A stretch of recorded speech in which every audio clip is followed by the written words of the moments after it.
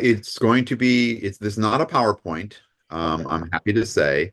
Instead, it's going to be our interactive All right. website.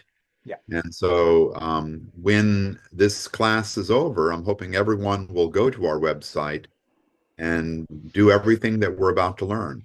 But it's going to be a live demonstration of the data that we've placed online. And I think this will be good. I personally am not a huge fan of PowerPoint presentations.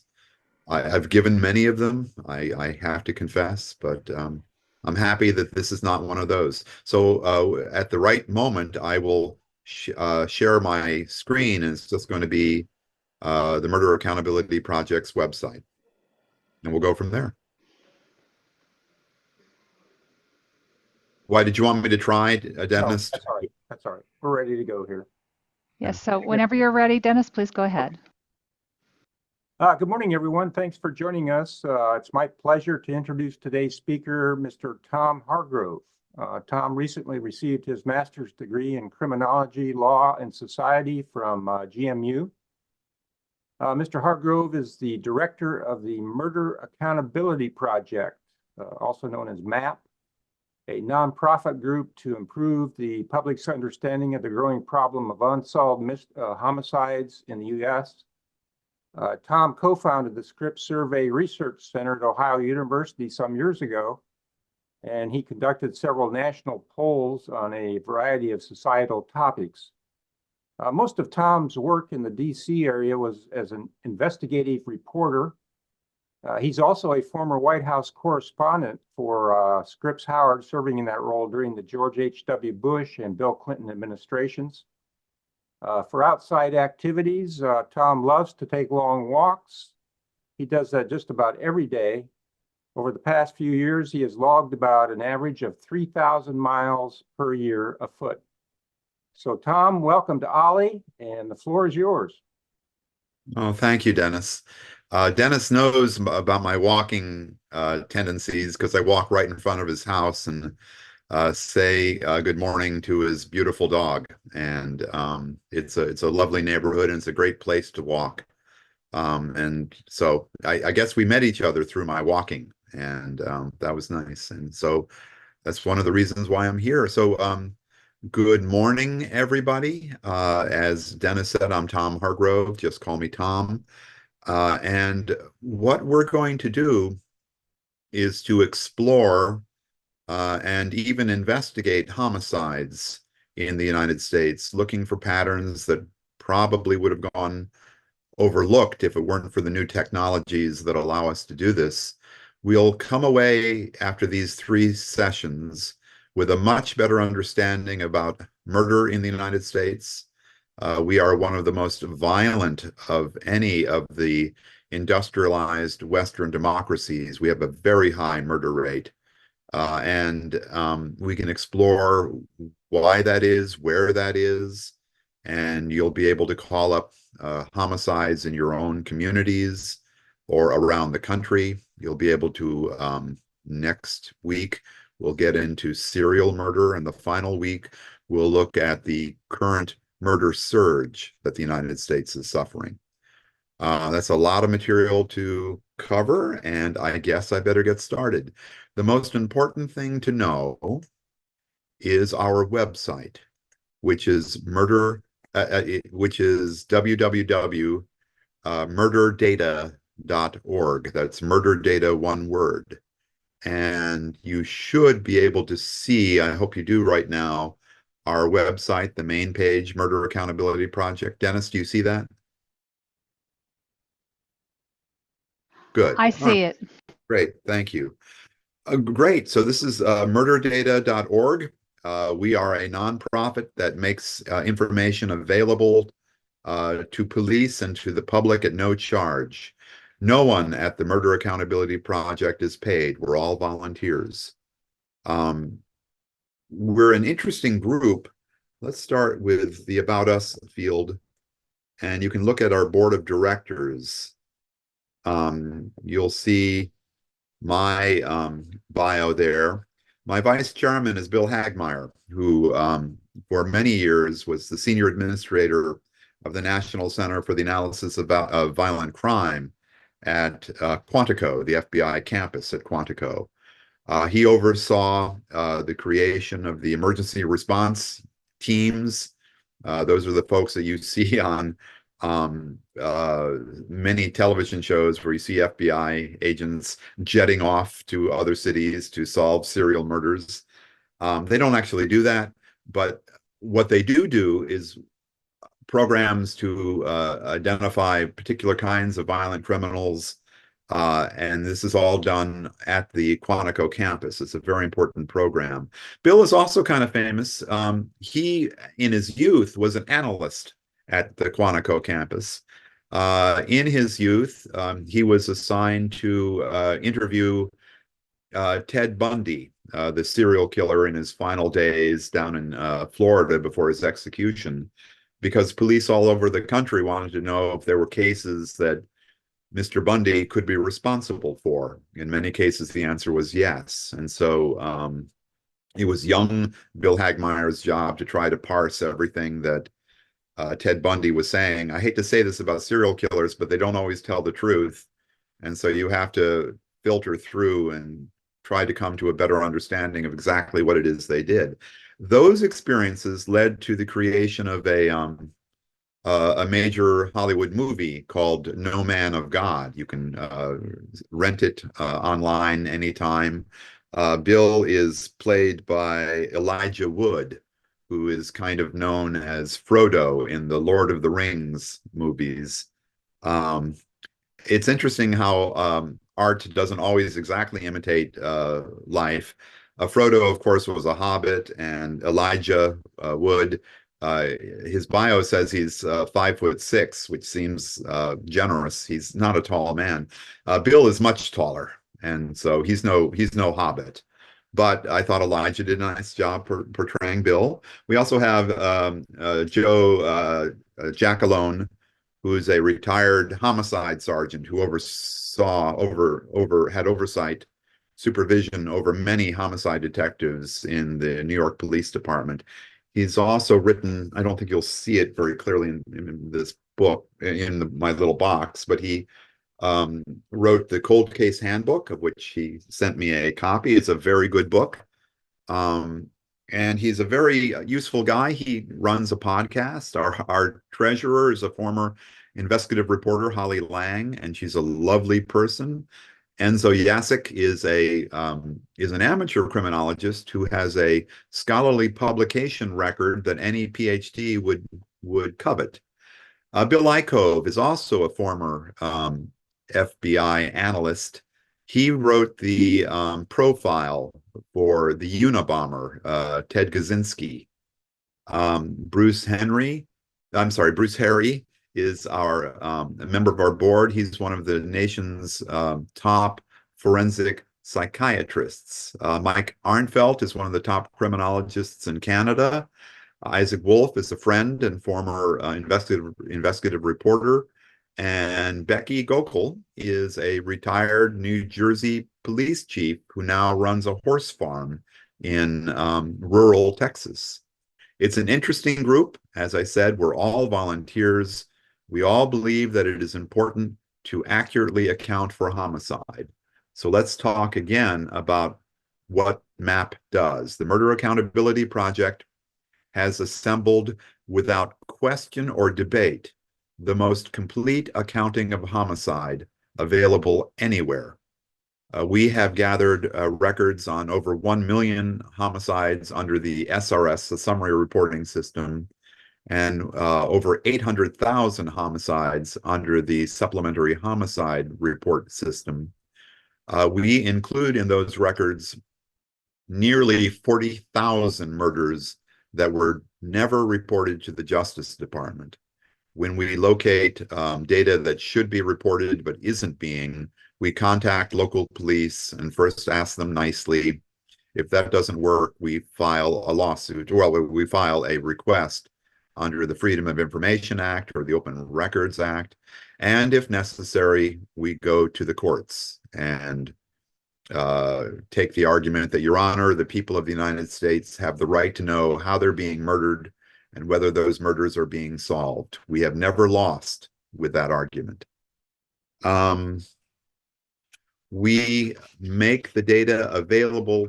Primarily, our target audience were homicide detectives, because I hate to say this, but the United States lags most of the industrialized world in proper record keeping for murder and for other major crimes. That's because of the nature of government in the United States. If you were to go to London or Paris or Berlin and ask for a complete list of all the victims of homicide last year, or a complete list of unsolved murders over a period of years, they could push a button and do that. You cannot do that in the United States. There is no master list. There should be, but there isn't. We pray that someday Congress will put us out of business, but we're still in business, and we are afraid that we will be continuing for quite some time. What we try to do then is to make records that we acquire through Freedom of Information Acts and other processes, along with data that we've obtained from the FBI. We make it publicly available in as easy a format as we can. If you go to the Data and Docs tab at our website, you'll be able to download all of the data that you're about to see. Also, you can download other reports that we've done. You can look at a series of news stories. Back in 2010, when I was a reporter, I led a national reporting project called Murder Mysteries. It won a bunch of awards, and what it primarily did was to establish what many of the needs were, including the needs to be better about being able to identify serial murder. It won a bunch of awards. You can download a copy of that report here. Anyway, it's terribly interesting. I recommend that you, when you're going to the website, look at Data and Docs. And let's start with an overall look at homicide, which you can do going to the clearance rate tab. For it to load. Okay.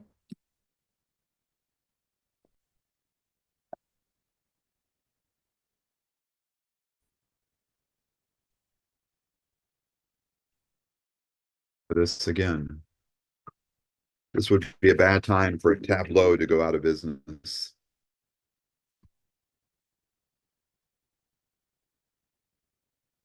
Ah, good. Here we go. So at the Uniform Crime Report for Homicides 1965 to 2022, you'll see that we have over 1 million records. We've had more than 1 million homicides over that period of time. Again, America is one of the most violent Western democracies, well, probably the most violent industrialized Western democracy. Also, you'll notice that the display shows a bar chart with red and gray portions.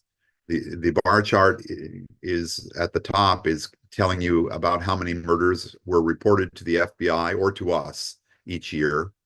And we received records in 2022 on 20,470 homicides, of which 10,966 homicides were cleared. And if you notice, over time, the field of red has been growing. And as you might suspect, that means red is danger. Red means that clearance rates have been falling. In fact, there's a place where we have a special report on that. If you go to analytics and then charts, this is the most depressing chart I know of. This is the rate at which the United States clears homicides by year. Back in the early 1960s, we were clearing about 90% of our homicides. So that means somebody was arrested formally charged with the crime, and handed over to a court of law for trial. That's the Justice Department's definition of what it means to clear a homicide. If you take a look, you'll see that there is a depressing downward slide to this chart. That is because, unlike what you see on television, the odds of clearing a homicide have declined to the point that in 2022, we only cleared 52.3% of our homicides. That is also the worst among any Western industrialized nation. A few years ago, I had lunch with the chief homicide investigator for the nation of Denmark, a very clever person. I thought while we were eating that I would hate to be a bad guy and to have this guy on my tail because he is bright. And to start the conversation, I asked, well, how many homicides does Denmark have a year? And he said, well, we average about 50. And I said, 50? And he said, yes, about 50. 50 is like a slow month in Baltimore, but the entire nation of Denmark reports 50 homicides a year. So after I digest that, I asked, well, how many do you clear through arrest? And he said about 48 or 49. And I said, you're claiming a 98% clearance rate? And he said, no, I'm not claiming. We have a 98% clearance rate. I know this because every homicide record crosses my desk. Whenever anyone is murdered anywhere in the country of Denmark, I get a report. And if I see that the homicide has gone uncleared after a few weeks, I'll call down to the local investigators, ask what's going on, what's it going to take, what do you need, should I come out there? Do you need any extra manpower? I can make that happen. That's how you get 50 murders a year, because you clear 98% of it. And Denmark is not alone. Most of the Northern European countries are reporting similar data. Here in the United States, the rate at which we clear murders are declining. We're on the verge of becoming the first democracy in history in which most murders go unsolved. And that will not be a good day. We exist to try to turn things around. We haven't done a very good job yet, but let's go back to clearance rates. Should we get all depressed and assume all is woe and nothing can be done? Well, actually, there is wisdom to be learned from the data itself, and we're going to go through some of that right now. As you see, over the last, 35, 45, 50, but over the last 57 years,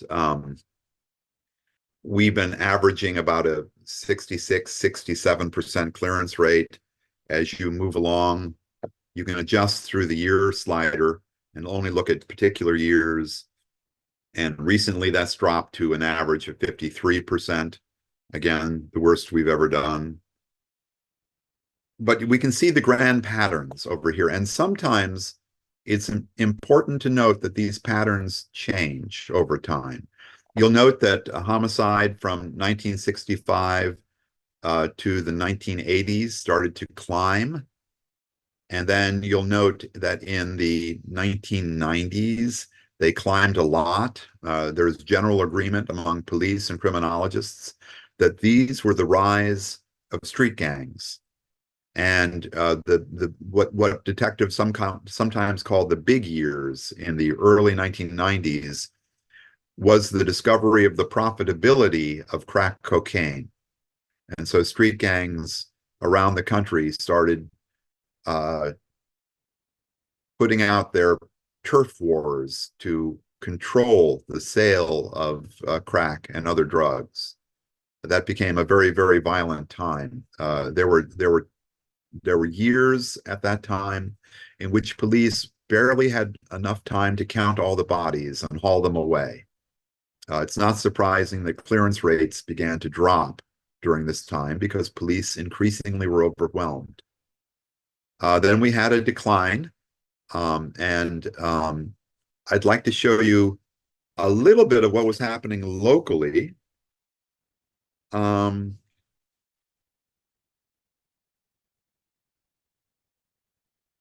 Let's do a look at, well, let's first look at California. California, the Gold State, their chart looks quite similar to the nation's. They also had the big rise during crack cocaine, and they reported over the last 57 years clearing about 62% of their homicides, which is a little lower than happened nationwide. Let's look at what happened in their neighbor, Texas.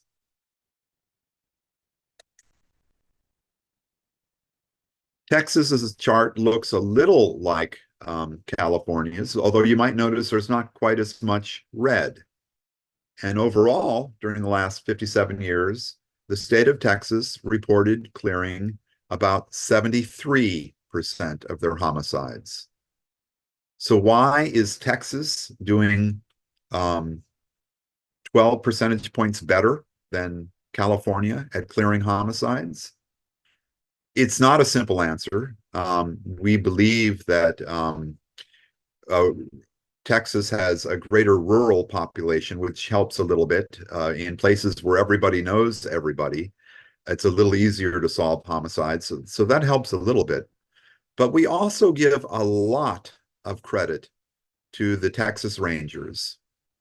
They're a statewide organization. They're kind of storied. They have several television series over the years.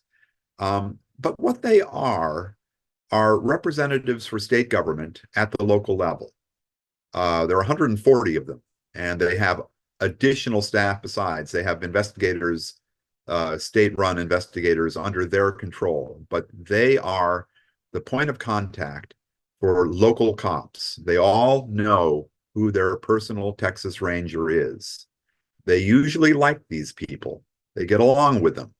A Texas Ranger is in business to make friends and to have a positive impact on local law enforcement. It is a point of pride if a homicide detective says, I'm working with a Texas Ranger on this one. A close working relationship that extends the resources available to local police. This is a pretty big change.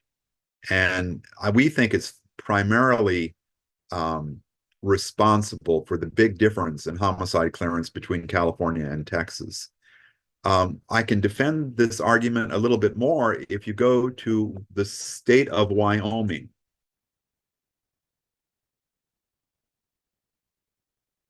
Last year, during the summer, I was asked to appear before a combined special session of the Senate and House of Representatives Judiciary Committees in Wyoming, because they were opening an investigation into unsolved homicides in their state. They wanted to conduct a review, and they wanted to see what they could be doing better. So they asked if I would testify, and the first thing I told them is, I commend you for this project, but I've got to tell you up front, you're already solving homicides at a higher rate than any other state in the nation. You are clearing 85% of your murders, which would astonish police in most cities in America, that you are doing a far better job than any other state. And I had a series of conversations with Art Washat, who was the chairman of the House Judiciary Committee, because he was pretty up on why this would be. He told me that he thinks the reason is because, and I'm quoting from him, we have so many small police departments that when a murder occurs, it's not uncommon for those small agencies to request help from the Department of Criminal Investigation, or the DCI. Those are the state police, DCI. They'll frequently ask the DCI take over the investigation because you know a whole lot more about murder than we do. If the local jurisdiction does have a experienced homicide investigators, then again, quoting Representative Washut, it also happens where an agency of jurisdiction will consult with DCI, but maintain their jurisdiction over the case. So it is very likely in Wyoming for police to either turn the case over to state police or to work in concert with state police to investigate a homicide. Layers of review, layers of support. We think that has more to do with why Wyoming leads the nation in solving homicides. You don't have that in most states. In fact, in many states, it is not uncommon to have not a very warm relationship between local and state police. Sometimes it can be actually toxic.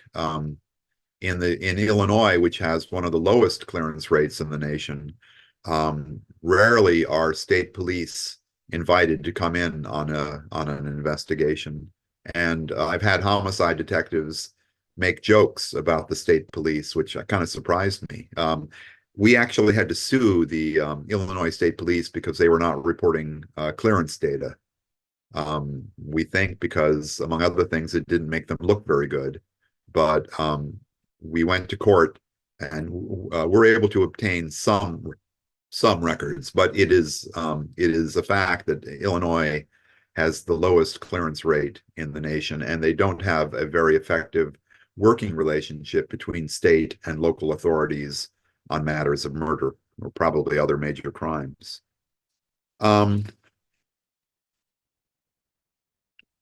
Let's go back to the overall patterns.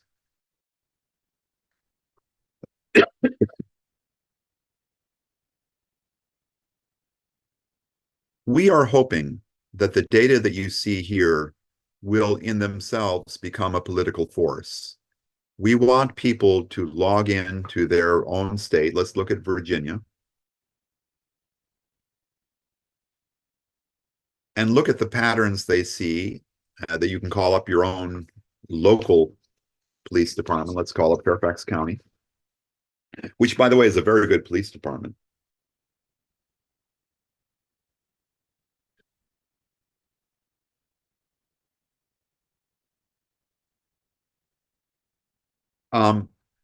And you'll see that they have a clearance rate above average. It has slipped a little bit in the last 2 years, but it slipped a little bit everywhere in the last 2 years. Over the last 5 years, they had an 87% clearance rate, which is very good. In fact, the first 3 years of the last 5, they cleared more cases than they had. That's because they were working on their backlog, and they were able to solve some of their cold cases. So that here we live in a better than average community, but there are plenty of places that that is not the case. And again, looking at all of Virginia, you'll notice that Virginia in 2022 set an all-time record for murder. That doesn't happen very often, but it happened in Virginia and in other places. And we'll go into that in our third session, what's going on with the current murder surge. We want people to review their data in their communities.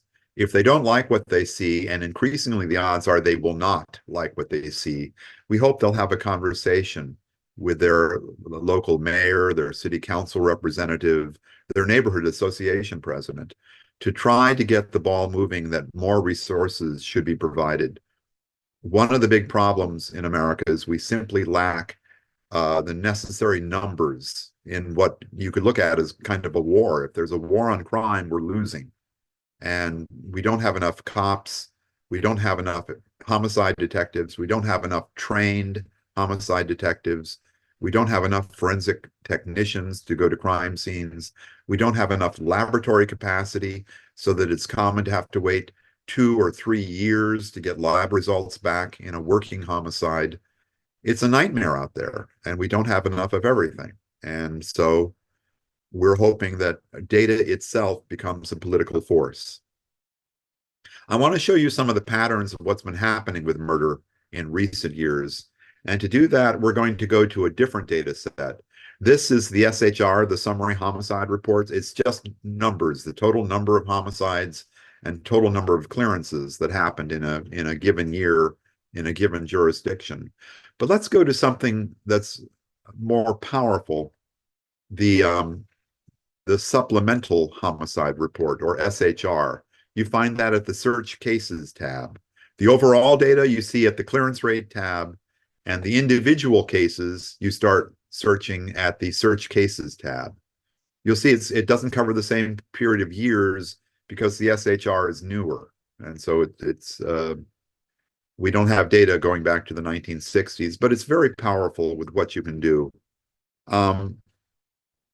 One of the things that is interesting about the supplemental homicide report, this isn't a summary. This is case by case, line by line data about each murder in America. So every murder is reported with the age, race, sex, ethnicity of the victim, as well as the weapon that was used, the age of the year and the month that the crime occurred, the circumstance, which is the police theory as to what caused the crime, and the race, age, sex, and ethnicity of the offender if an arrest was made. That doesn't sound like a lot of information, but it is a wealth of information for the kind of analysis that we're going to be doing in the next 3 weeks. To get a better understanding of the big picture and what's been happening with the nature of the victims, we're going to go to the analytics section. We go to analytics, victims, and this is still SHR data, but it's arrayed in a way that's easy to analyze what the grand patterns are. So you see from 1976 to 2022,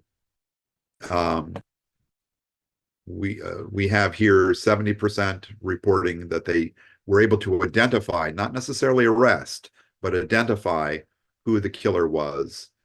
And in 30% of the cases, they were not able to even provide a description of who the offender was. Overall, for victims, during the last, 46 years, about 49% of all murder victims were white, 48% were black, 1.4% were Asian, about 1% it was not possible to determine the race of the victim. That happens a lot, that a body is recovered in a badly decomposed state, and it's sometimes not possible to determine the race or gender of the victim, much less the age or identity. Overall, it's interesting to note that women account for 22% of all female victims, or of all victims. Men account for 78%. Simply put, men are about 4 or 5 times more likely to be murdered than women. That is an interesting question that criminologists ask. Could it be testosterone or other factors? But men are more violent than women. We'll get into this later, but murders of women are more likely to be cleared than murders of men. And we'll talk about that in a bit. This is the overall age pattern for victims. You can see that we reach our most common age of being murdered when we're 22. We have more 22-year-olds murdered than any other people of any other age. You'll also notice there's a kind of disturbing bulge at the far left side. These are child murders. And when you're a child, the most dangerous time is when you're an infant. That the cases of infanticide, we have records of more than 10,000 infant murders in our data. What are the grand patterns recently? They have changed. The nature of murder has changed in the last 20 years. And let me show you, if you look at from the year 2000 to the present, we had a flip up here in race, so that now 50% of all murder victims are Black and 46% are white. That flips even more if you come into the most recent years. In the last 3 years, African Americans accounted for more than 53% of all homicides. At the same time, murders of women declined. Whatever is going on, and we'll talk about this in our third session, whatever is going on has diminished for danger to women a little bit. That increasingly the danger is greater to men. That partly comes down to when a African American man decides to commit murder, he's less likely to kill a woman than he is to kill a man compared to a white man, which I think is interesting. White men are more likely to kill women than are Black men. But the important thing to note is there has been a change over time with the murder population increasingly being African American. We think that's partly to do with the migration of African Americans into major urban areas. Crimes are less likely to be cleared in major cities than they are in rural areas. And so the great migration of African Americans from the rural South to the urban North has produced this change in the demographics of who are being murdered. You can see this pattern. We did a report on this a few years ago. If you go to our news feed and go to the last item, and I'll make this bigger.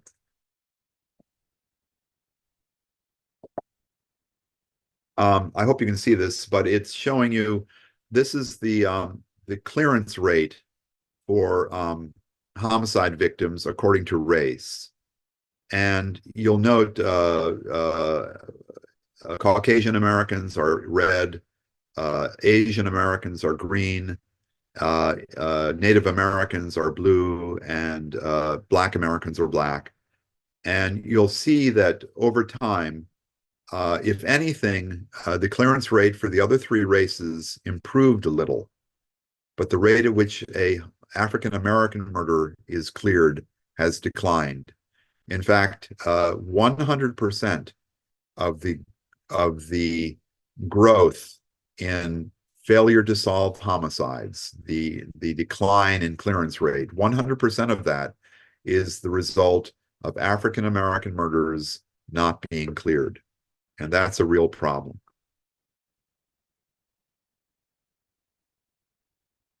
Let's talk about what you can do with the supplemental homicide report in terms of understanding the nature of the trends of crime. Imagine you were trained as an FBI analyst and then became a profiler, someone who is able to look at a crime scene and develop a profile of what the probable characteristics are for a particular offender. They do that a lot. In fact, that's one of the most common requests that police make of Quantico. Can you give us a profile on this case? And they'll ship to the FBI what's called the murder book, the data that the homicide unit has worked up on a particular killing.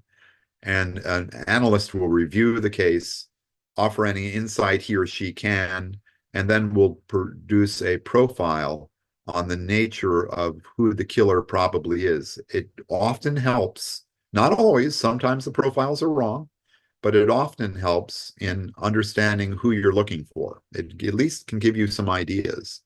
So let's go to analytics, and this time we're going to go to offenders.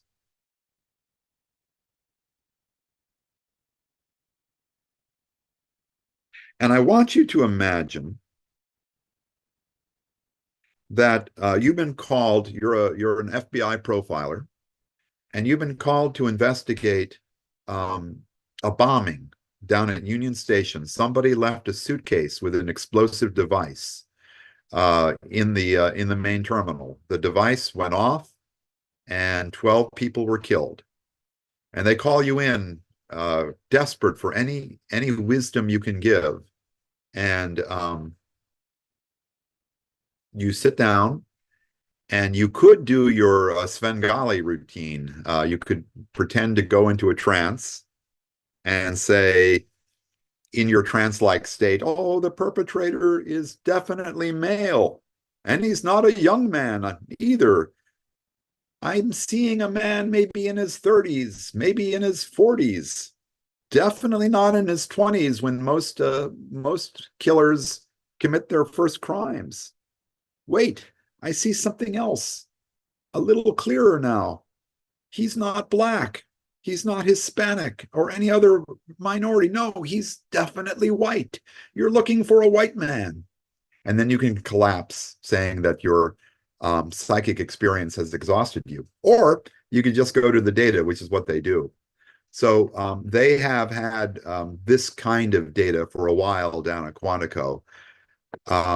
All we know about this particular crime is the weapon, and it was an explosive. So under weapon, you deselect all, and you select explosives. And you'll see that while African Americans account for at least half and often a slight majority of all offenders, for bombing cases, whites account for 56% of all explosive murders. In second place is unknown. A great many explosive cases go unsolved. And then African Americans are way down at 12%, and Asians even further down at 1%. This probably comes down to a function of education, but also, for whatever reason, white men are much more likely to get involved in the illegal use of explosives. Again, it's overwhelmingly male compared to female. And what about the age? You see this big bulge down here where we have 180 cases of people killed by explosives by offenders who were 27 years of old. Well, that was Timothy McVeigh's 1995 murders at the Omaha City, at the Murrah Federal Building. What I'm going to do is filter that out. I'm going to do that with sliding the year outside of that, because I want us to be able to see the overall pattern. Murder is by and large a young person's game, except murder by explosives, in which case we see a large number of people well over the age of 30. Actually, a majority of all bombers are older than 30 years of age. Couldn't really tell you why that is, except that they often, as in the case of the Unabomber, stay active for years. And it's certainly a cowardly act to set a device to kill people. And it's not a very threatening, so they don't have to be very healthy or very physical. They can do it through the mail. In any event, it's a crime that is often chosen by older offenders. This kind of analysis is useful for almost any crime. Let me show you. Here in America, overwhelmingly, we murder using guns.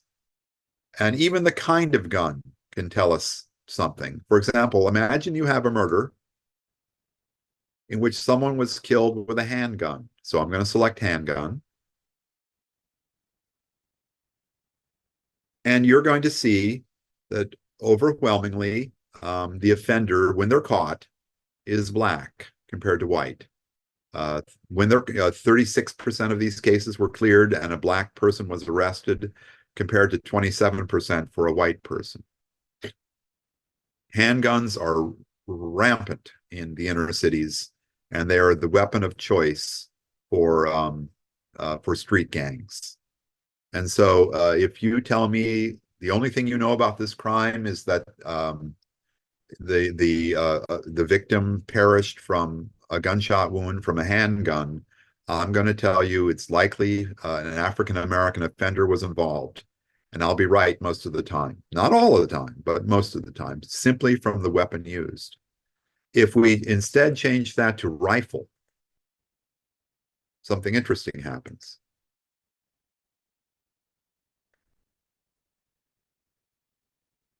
Now the offenders are overwhelmingly white. And when we say rifle, we're speaking both of yeah, Winchesters, the single shot type weapons that have been around for 100 years, and also the AK, the AR-15s and AK-47 knockoffs, the high capacity weapons. These are overwhelmingly being employed in homicides by white people. I don't fully understand what's going on with this pattern, but there does seem to be a gun enthusiast element to this, and a lot of people really want to own high capacity, rapid fire weapons, not fully automatic, although many of these weapons have been altered to be fully automatic. But it is possible uh, to alter weapons to increase their capacity, which is already high enough. AR-15s readily available can be bought with 30 cartridge clips. I can't imagine particularly sporting uses of that other than practice on a range, I guess. But in any event, this is a white man's provision. So just knowing the weapon and the particular kind of firearm used is interesting. When you go to our website, I encourage you to look at and study those patterns. They are quite useful.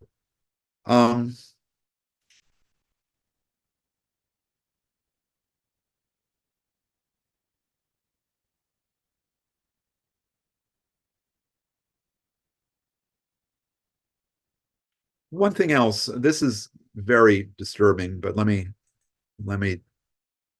show you again on the patterns of victims. Let's go to analytics of victims. As I said earlier, women are very unlikely to commit homicide. They do it. Thousands and thousands of women have committed murder, but men are 4 to 5 times more likely to kill than are women. There is one victim type where that's not true. And as I say, this is kind of depressing. But if we look only at cases of infanticide,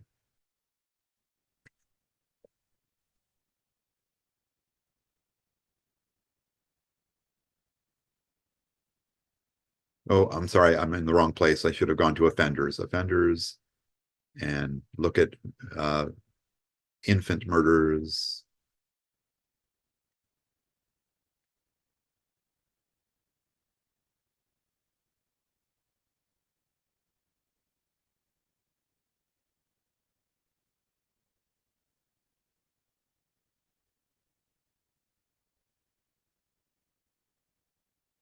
And you'll see that women now account for 38% of all cases of infanticide. These are often cases in which mothers did not want their child, or they were suffering from postpartum depression or other forms of mental illness. But there is one murder in which women almost match men as participants. Infanticide cases are usually cleared, but not always. About 10% of all cases of infanticide, there are no arrests made. Briefly, before I break for questions, let me cover what is possible with the supplemental homicide report. Again, this is very powerful. You can look for patterns in which victims of a particular kind were not being solved. And you look for periods in which you start to see unusual increases in unsolved or red elements of the chart. The national pattern is that we clear more than twice as many murders as we fail to clear. And so you see in a normal situation, the gray bar is twice as tall as the red bar. That is the way it's supposed to be, but there are all kinds of ways where that turns out not to be. And it is useful to study that. We hope that, and we know for a fact that in many cases, supervisors in homicide departments go to this website and go to their particular data and look to see if there are patterns to the kinds of cases they are not solving. You can search data according to metropolitan area, according to individual states, individual counties, individual agencies. Again, you have you can break the data down according to the weapon that was employed, asphyxiation, blunt object, drowning, explosives, arson, fire. Then there are 5 firearms related categories. Firearm type not stated. That's usually because the medical examiner was not able to recover enough of the bullet to be able to determine for certain the nature of the gun that was used. Then there's handgun. There's other gun, which is they weren't sure what kind of gun. They had a theory, but they weren't sure. And then rifle and shotgun. Those are the different types of firearms. Narcotics and knives are common weapons. Strangulation, and until recently this didn't happen, but it happened during the last 3 years where police were not fully reporting all of the data during the tumult when the FBI changed reporting methods, and so there was a weapon not reported category. This is where we hope that you might consider being an armchair detective and literally playing with these data. You can select victim age and race, victim sex. The murders of women tend to be quite different from the murders of men. And you can look for patterns, and you in particular want to be looking for sudden changes in the rate at which homicides are getting cleared. As I often tell homicide detectives, when you're playing with the data, if you suddenly see this chart flip so that the red is twice the size of the gray, you better know what's going on, because sooner or later it's going to bite you in the butt. That normally the pattern you want to see is twice as many solved cases as unsolved. And what else should I be showing you? Let's do a couple of cases that are interesting. I want to show you Philadelphia. So let's go to deselect all and select Pennsylvania.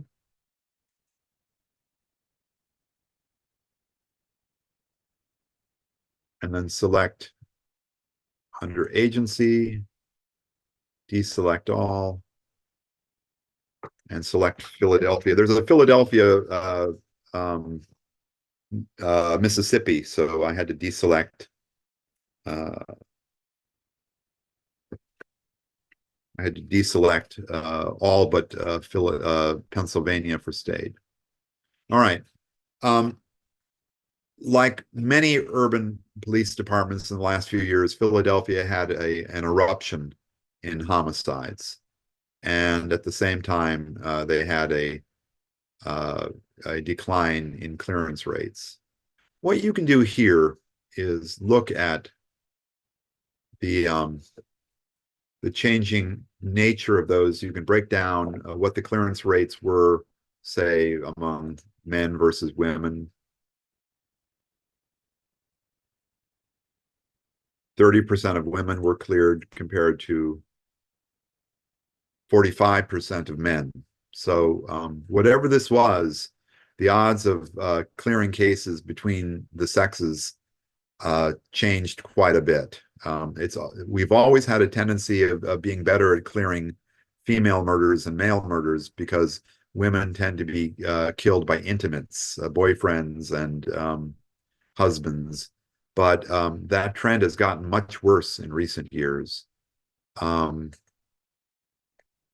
You can look at what the clearance rate was by race, which is usually depressing. And generally speaking, it was worse among African American victims. Yeah, here 46% failed to even report a theory as to who the killer was. That's not to say that we're getting what the clearance rate was. It's the rate at which they were able to identify a suspect, not necessarily far enough along to make an arrest. Playing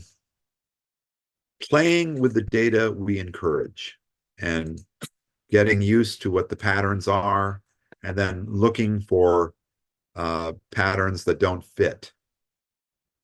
Increasingly in states like Virginia or Pennsylvania, we're in a period of all-time high murder rates. And so now's the time to start exploring what the data might mean. And with that, next week, we will look in detail into how to identify many types of serial murder using this website. These techniques have produced confirmed cases of previously unknown serial murder. And we'll talk about that. And we'll invite you to, again, consider becoming an armchair detective and to investigate whether there might be unknown serial killers in particular communities. And we'll talk about how you can do that. In our final session, we will look at the sudden and kind of frightening increase in homicides the United States experienced over the last 3 years, talk about the factors behind that, and to openly discuss what we can do as citizens to try to turn that around. Anyway, that is what I had planned to talk about today. I guess I'm a little bit early by about 6-7 minutes, but let's open it to Q&A. If you have any questions, can we open the microphones, Meg? Yes, if people want to raise their hand, I'll just call. And let me stop sharing my screen. Oh, can you hear me now? If people will raise their hands, I will call on them and they can unmute themselves and ask their question.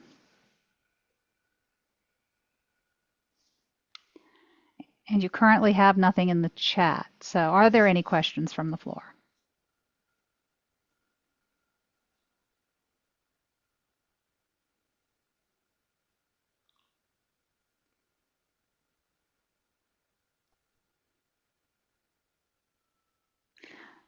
Okay, James, please unmute yourself and ask your question.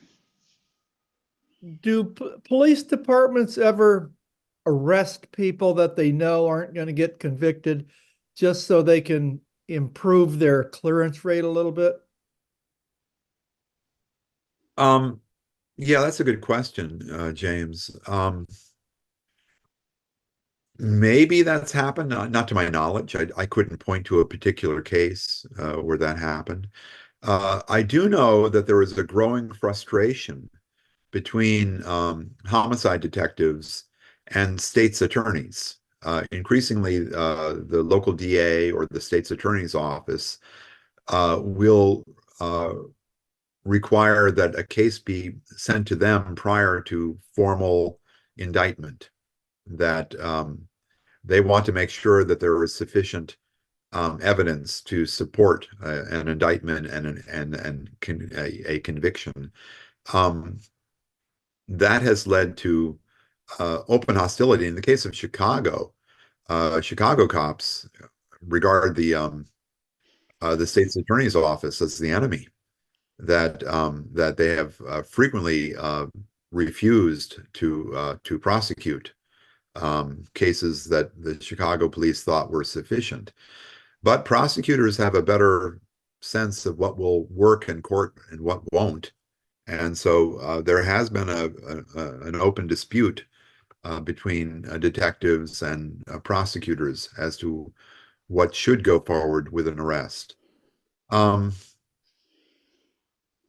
By and large, police and prosecutors have dialogue and understand what's going to work and what isn't. And they frequently will take a particular case they have worries about and seek guidance. Sometimes the prosecutor can suggest what elements are lacking in the case that might be fulfillable, and it can be a very good working relationship. But there has been tension.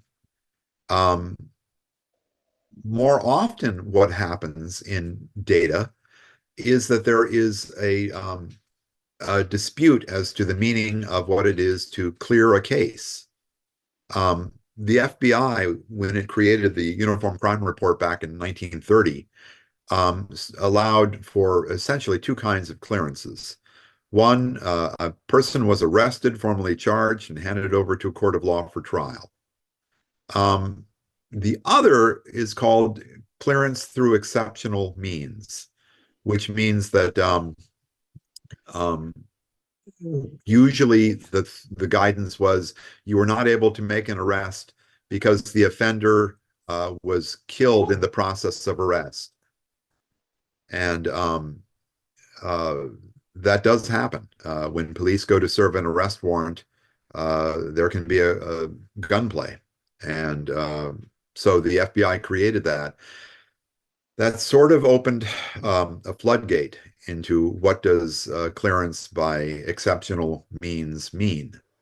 Some departments tried to start reporting cases that they thought they had sufficient evidence for, but the prosecution disputed them, saying, we don't think this is prosecutable. They would go ahead and report to the FBI that we think we cleared this one. And that would start an argument. And disputes over how to count clearance by exceptional means has become a real challenge to data keeping. There are many departments where more cases are reported to be cleared through exceptional means than are cleared through arrest. And of course, that's highly suspect.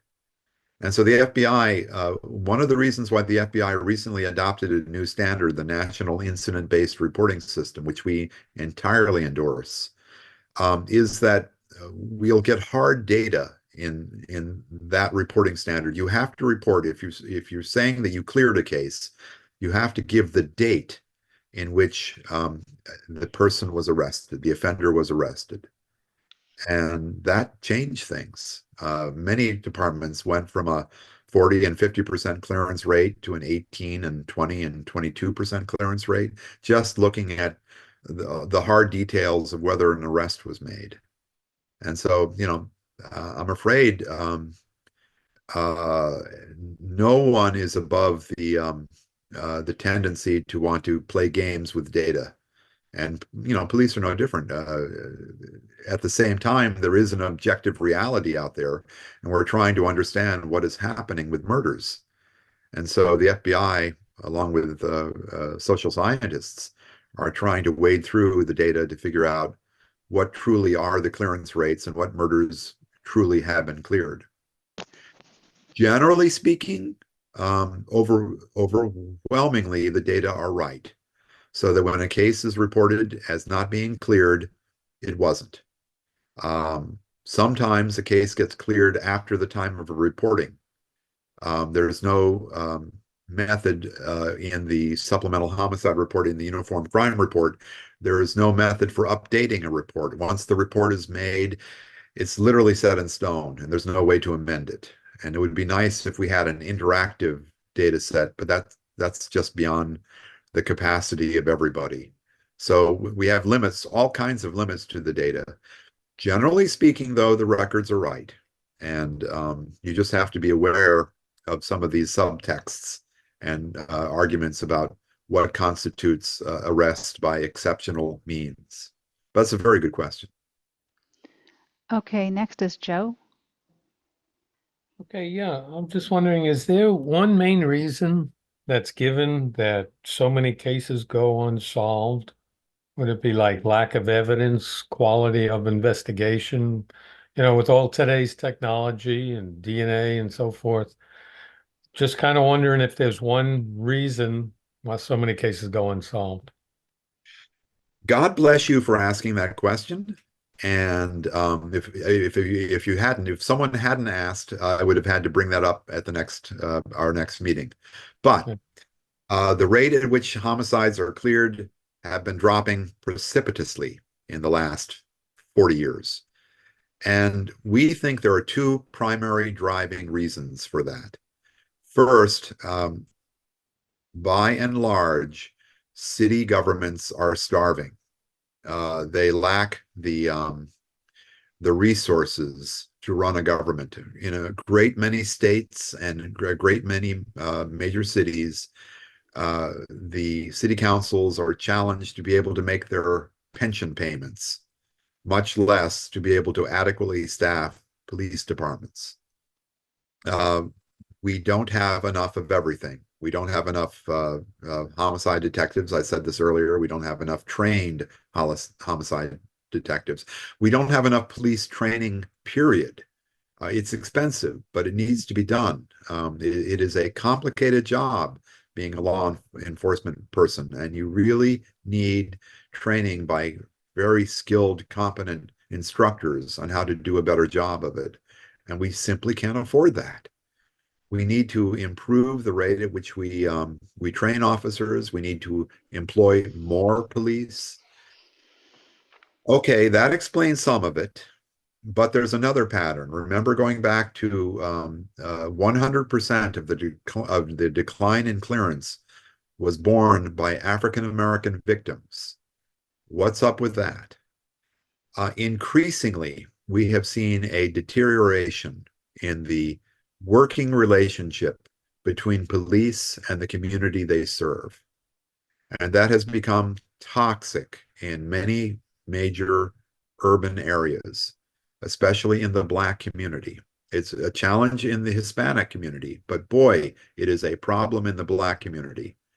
And when African American hardworking people who own their own homes, they find a body in their front yard, when they're reluctant to call the police because they think the police are not your friend, that's a real problem. And that is happened. That's what's happened in Chicago. I mean, there is a very tortured relationship between the Chicago Police Department and the people of Chicago.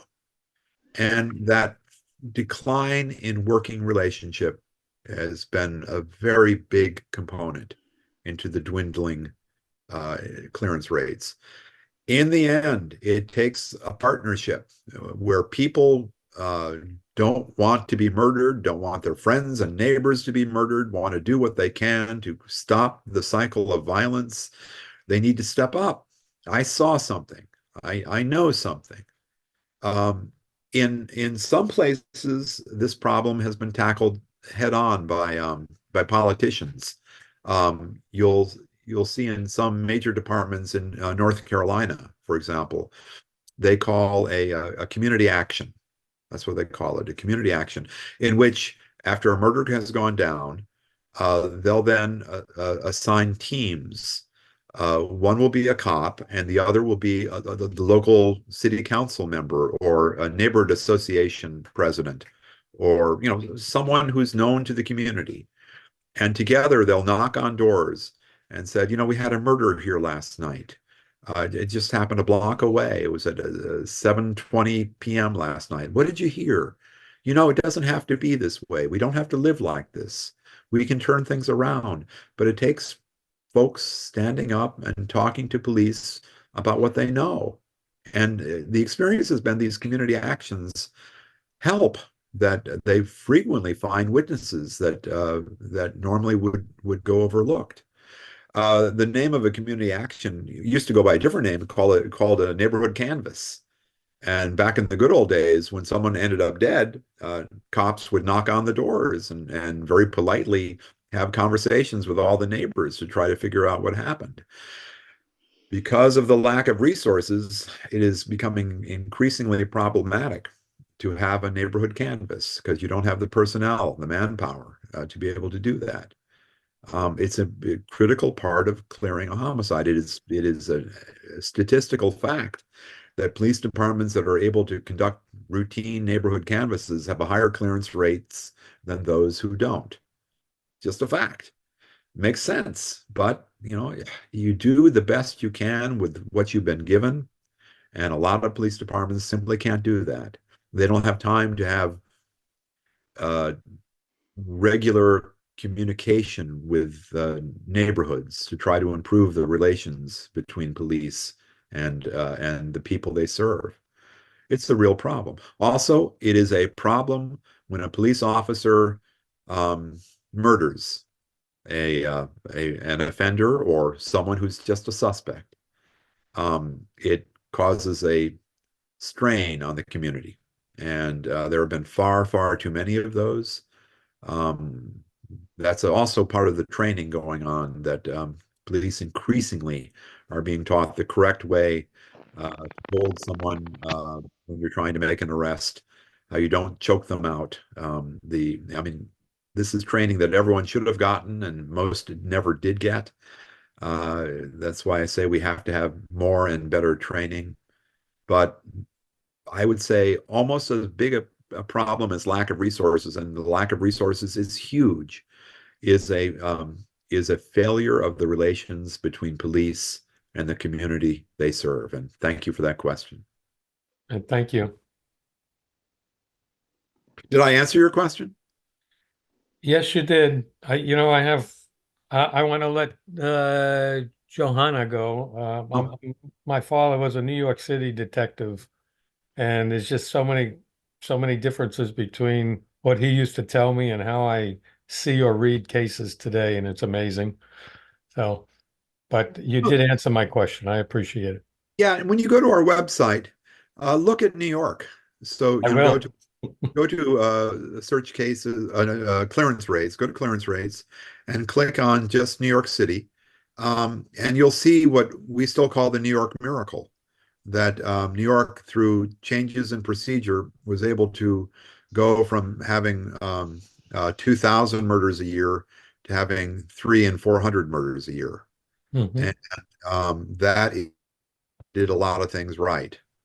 Uh, they anyway, books have been written about the New York miracle. So Yeah, thank you. it does not have to be this way. I hear you. Thank you. Okay, Johanna, please go ahead.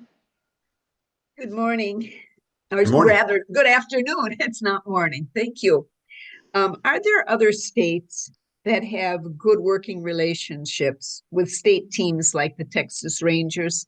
And if so, can you comment on these support teams?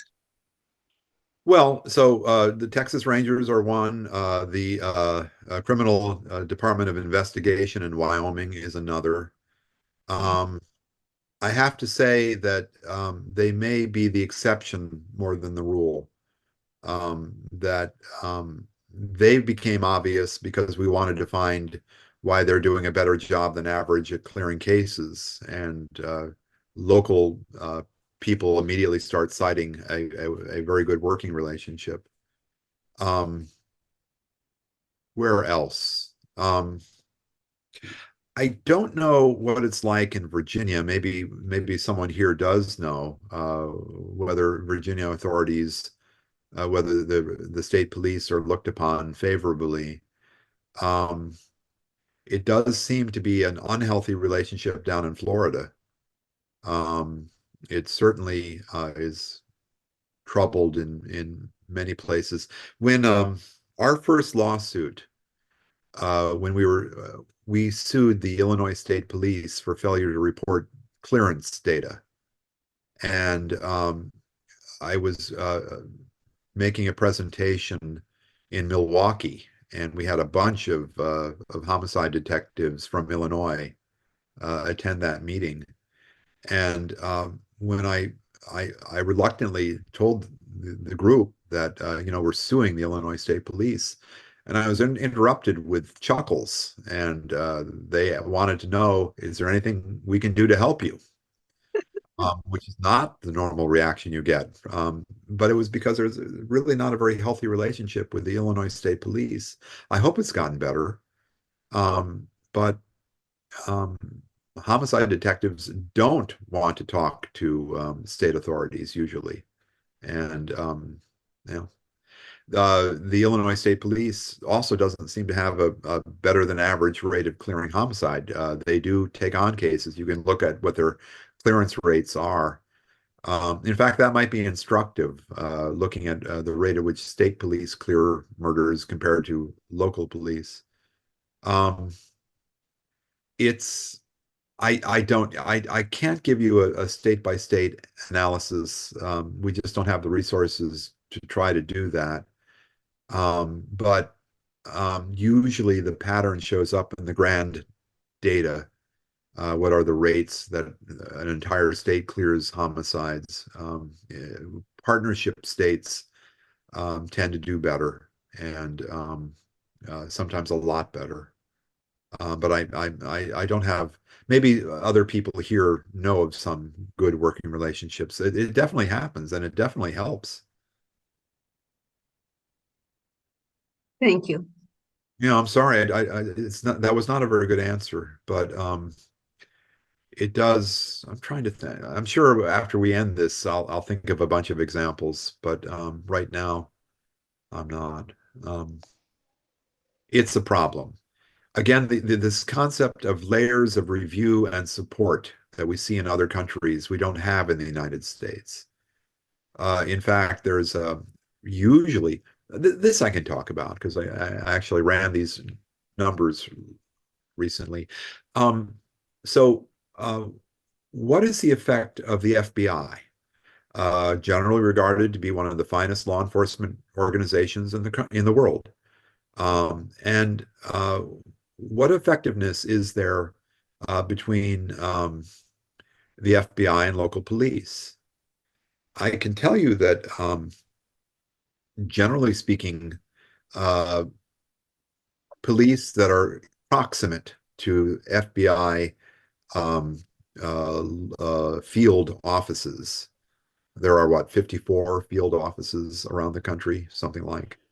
And they police have a better experience when they are proximate to the FBI, better working relationship. Because I've been in a squad room when the FBI agents come to pay a call, and it's like watching politicians work a room. They go around shaking hands and asking, "What can we do to help?" and what assistance can we offer? And then if any requests are made of them, they'll be fired if they don't. They're required to go back and write a report about requests that local police made. And so this idea of glad handing, going around and trying to make friends and have a strong working relationship is simply a good idea. And um, in those counties with field offices, police are more likely to report data to the FBI. They're more likely to report accurate data to the FBI, and they're more likely to have a better clearance rate than police that don't have a local FBI office. So this idea that multiple layers of review and support is always a good idea. I think the data support that. The problem is we don't do a very good job of that in this country. America has been crafted on a nightmare scenario. We have overlapping jurisdictions. You can be arrested by local police. You can be arrested by county police. You can be arrested by state police. You can be arrested by local regional police. You can be arrested by federal police. All of those are overlaying and conflicting jurisdictions, which is not necessarily a good design, frankly.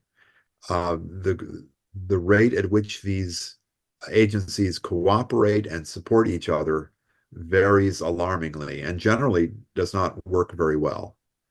I would say the average in America is that the only if you have a loved one who's been murdered, it will come down to whether the local homicide detective is able to clear it. And if he or she wasn't, that's the end of it. There's no other door to knock on. The only person responsible is the chief of police in the municipality where the murder occurred. In theory, all kinds of people would have oversight, but in reality, no, it just comes down to one jurisdiction and one investigator. And that's part of the reason why increasingly murders go unsolved. That increasingly that one jurisdiction without any assistance from anyone else is overwhelmed. Yes. Do you think in some states now citizens can make arrests? It varies from state to state, but yeah, there's do So not. does this have a effect, do you think, on how people are thinking? I mean, I know when my daughters were growing up, I mean, they were in their preteens, middle years, and then high school. If something went wrong, I told them, you run to the police. I mean, that was my thought always. I'm not so sure what you do today anymore. Yeah, and citizens arrests are rare, and often when they are employed, it's at the behest of police, so that a citizen who is the only witness to a crime wants a particular offender arrested. And it's not uncommon for police to say, well, you can make the arrest. That is to say, under your authority, I can make this arrest if you will agree to make a citizen's arrest. And so it's not uncommon for citizens' arrests to be in conjunction with a police officer. I don't know. I don't know much about citizens' arrest beyond that. I certainly don't think it's a magic bullet for anything. I think what is a magic bullet is helping to develop a willingness to speak up. That a witness who knows who the killer is should be willing to go immediately to the police and tell everything he or she knows. And if they're fearful, to discuss about what steps might be possible to keep the person safe, the reporting person safe. That having been said, what we really need are people that are willing to have courage, because it's a scary thing to out a crime. But we need people to have personal courage to speak up and to keep speaking up and to appear in court. I know all of that is scary, but frankly, that is what it takes to turn things around. Cooperation and courage by all of us. Okay, there is a question in the chat if you want to look at it. It says, do these reports provide information on helping to understand homicide with guns? Oh, yes. Yeah. Unfortunately, we don't know, we don't have exact information about the use of assault rifles, but you'll see that rifles are a growing phenomenon in murder. Yeah, it's nuanced, but you can learn a lot about murder by studying handguns versus all other weapons. It's also interesting that there is a significant diminution in clearance rates when the classification for weapon was firearm type not stated. That's because, as I said earlier, there just was not enough evidence recovered from the body to clearly indicate what the weapon was. And we assume that I don't know why, but a lot of people assume that a firearms murder is harder to solve. It's not. That that the killer has left evidence behind always. It's in the form of the projectile. And the FBI and other organizations have committed huge resources to getting very good at developing forensic, meaning evidence you can take into court, forensic results from bullets, that it's possible to identify the particular weapon that was used, the type of weapon, the place where the ammunition was purchased, the time of purchase. I mean, a lot can be determined from a firearms murder.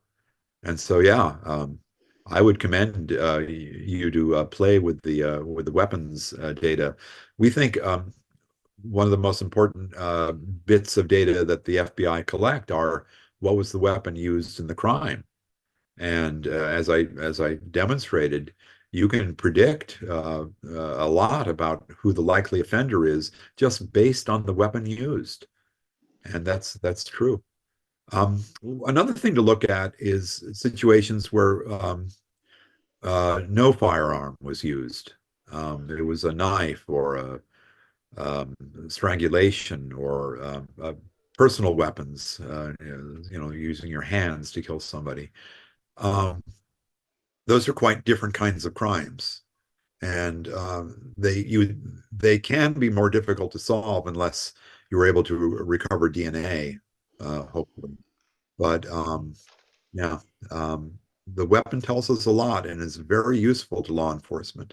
And as you play with the data, you'll see that it's useful in understanding the nature of murder and the kinds of murders happening in your community. Okay, with that, we're right about at time. Is there anything else you want to say to wrap up? No, thank you for taking this class. Yeah, we're actually over time. Thank you for doing this class. I hope you'll come back next week. This is where you really learn how to become an armchair detective and see if you can spot serial murder, which we think the answer is yes. So thank you all, and I'll see you next week. Okay, thank you very much for your time. Very informative class, and we'll look forward to next week. Thank you, Tom. Thanks, Dennis.